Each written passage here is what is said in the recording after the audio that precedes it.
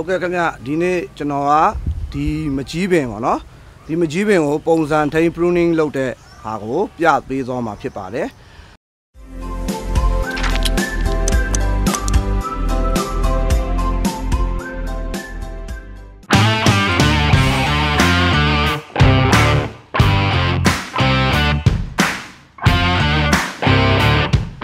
di pin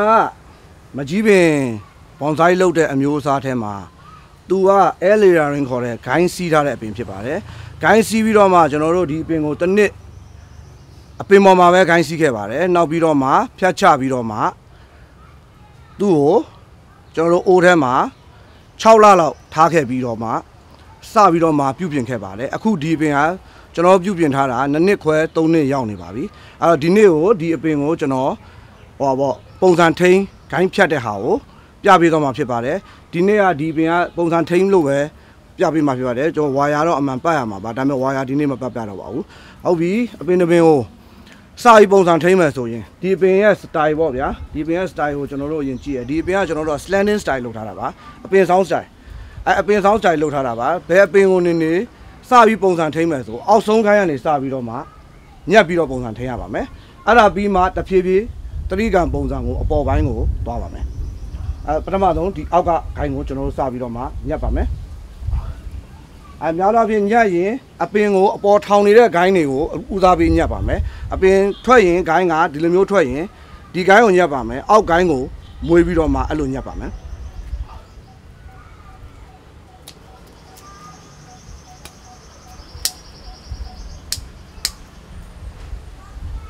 နောက်ပြီးသူ့ကို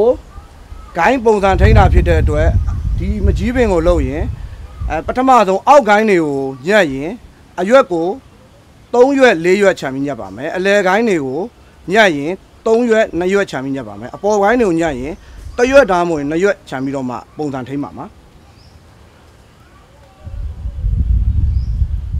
နောက်ပြီးတော့မှကိုင်းမှာဆိုင်ကိုင်းထွက်တဲ့ကိုင်းတွေကိုဖြတ်မယ်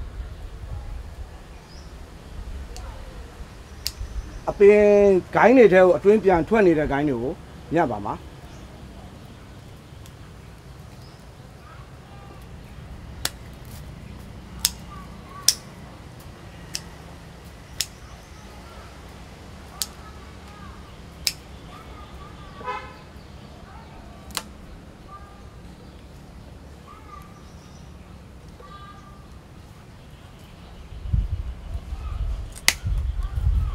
ဒီကိုင်းကအောက်ကိုထွက်နေတဲ့ကိုင်းဖြစ်ပါတယ်အောက်ကိုထွက်နေတဲ့ကိုင်းအမှန်ထားမယ်ကိုင်းမှာဒါပေမဲ့ဒီကိုင်းကရှုံးသွားပြီတေသွားပြီ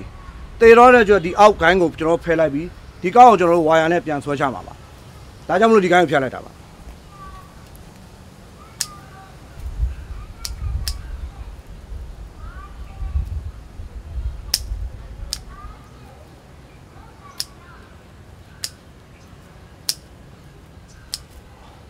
အောက်ကနေတဖြည်းဖြည်းအပေါ်တက်ပြီးတော့မှညက်ယူတော့ပါတယ်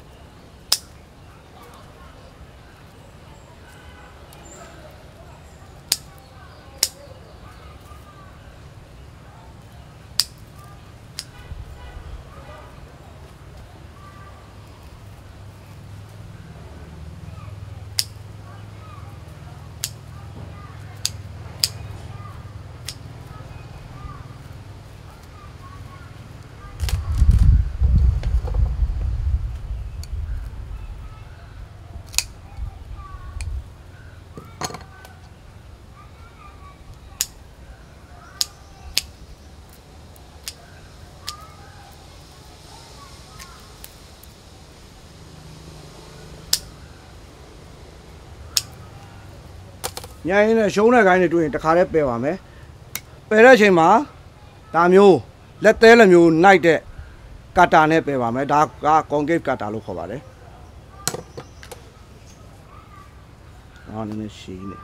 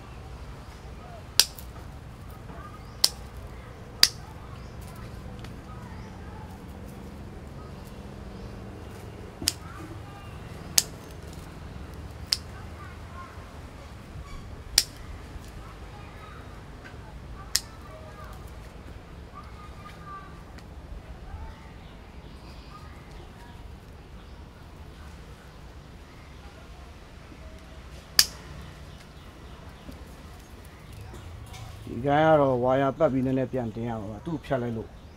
သူ့ဖြတ်လိုက်ရင်ဒီဘက်ကဟာသွားမှာမဟုတ်လို့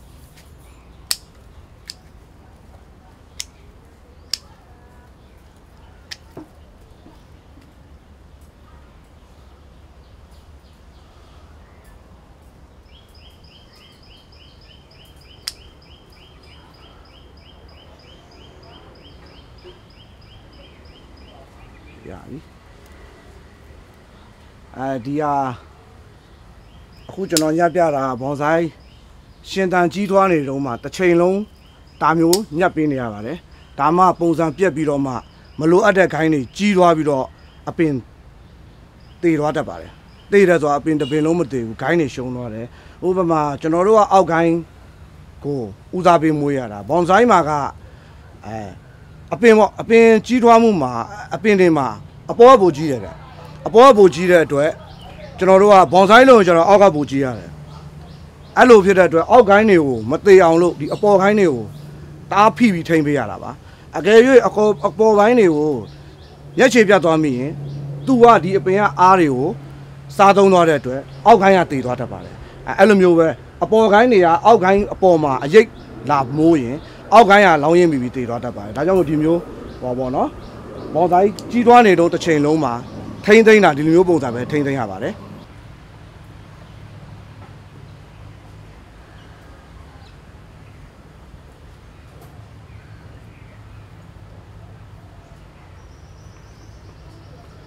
ဟုတ်ကဲ့ပုံစံထိန်းဖြတ်တဲ့ဟာတော့ဒီလောက်ဆိုရင်ရပါပြီနောက်တစ်ဆင့်အနေနဲ့ဟာသူ့ကိုဝါယာပတ်ပြီးတော့မှဂိုင်းတွေကိုလိုချင်တဲ့နေရာချမယ်ဂိုင်းရဲ့အသွားအလာလေးတွေကိုပြန်ကွေးပေးရပါမယ်ဒါပေမဲ့ဒီနေ့တော့ဝါယာပတ်တာကိုမပြပေးတော့ပါဘူးအားလုံးအခုစီစဉ်ပြီးတဲ့အထိကြည့်ပေးတဲ့အတွက်ကျေးဇူးတင်ပါတယ်ကျွန်တော်က Subscribe လုပ်ထားဖို့မမေ့ရနော်